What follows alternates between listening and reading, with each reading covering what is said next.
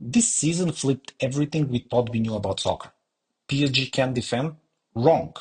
The Champions League is stale? Not anymore. And forget about the Ballon d'Or. There's no clear king of football right now.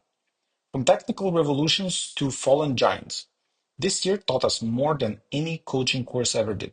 Here are 10 things I learned from the 24-25 season and what they mean for the future of the game. PSG proved everyone wrong about their defense. The critique that Paris Saint-Germain cannot defend missed the point. What they lacked wasn't defensive effort, but compactness, low block organization. This season under Luis Enrique, PSG defended with all 11 players. They were aggressive and effective, even without the low block solution. We saw Kvaratskhelia and Doué tracking back deep into their own box multiple times in the semi-final and final games of the Champions League. Contrast that to Real Madrid, a team full of flair but lacking defensive commitment from its stars, which ultimately led to the failures on all fronts. The new Champions League format solved an old problem. The league style group stage was controversial, but they did one thing right. No more throwaway matches. Since every point mattered, teams rarely fielded weakened sides and played for a draw. The desperation to qualify meant intensity stayed high deep into the stage. Strategic depth replaced resting stars. Also, more risks were rewarded to try and win a game rather than just share the points with the other team. Number three, squad fitness is no longer luck. It's tactical planning. Liverpool struggled under Jurgen Klopp for many years, except once, to win the league.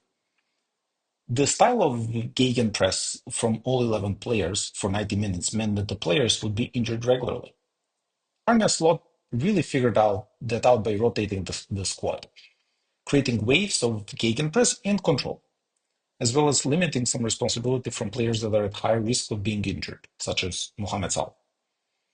Arsenal and Man City failed in that regard, and Pep and Arteta can learn something about that.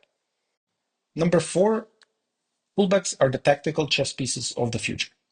The fullbacks are the ultimate tactical variable. All teams in the Champions League semi-final had key players as fullbacks, but they used them very differently. Dumfries scored 2 goals, while Mendes and Hakimi scored goals in nearly all the stages for PSG. Arsenal and Barcelona also used fullbacks as very important players tactically, but they were either inverted for control or played as an extra central defenders to provide stability. Number five, big names mean nothing without modern mindset. Manchester United, Tottenham, Milan, once giants, are now relics in a modern game. They're trying to play today's football with yesterday's mindset and structures. Soccer is played by players, not robots or financial spreadsheets. The soccer evolution is moving fast, and these clubs are getting left behind. They need to change a lot more than just the coach if they want to compete with the other clubs. Number six, Cinderella stories took a break. Dark horses didn't really have their year. Nottingham Forest couldn't finish the league strong and qualify for the Champions League. And there were no major surprises in the other leagues. Teams that surprised in the past, such as Girona in Spain or Brest in France, dropped significantly. However, the biggest disappointment is Leicester City, that won the league less than a decade ago, but this year ended up being relegated. Number seven, the Premier League is the global league. It just happened to be played in England. England's team didn't just compete in the lower UEFA division, they dominated across them. The Premier League isn't about having the best team in the world, it's about having 10 elite teams that can all beat each other. It is the hardest to compete in, let alone win. Lesson number eight, if you're good enough, you're old enough. Youth academies are so good that as long as the body can handle the effort, the rest of the soccer product is ready.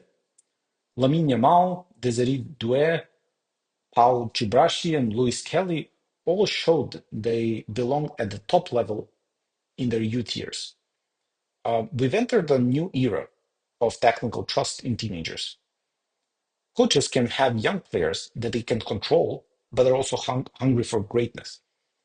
The clubs enjoy the lower wages that they require and the huge upside potential of both getting performances and future sales, while not paying a transfer fee and wearing the badge of honor about having a great academy.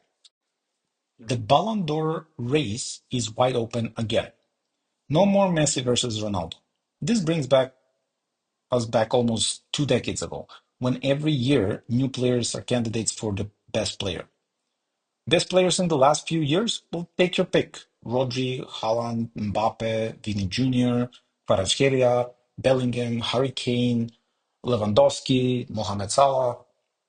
We've re-entered the age where individual greatness varies every year.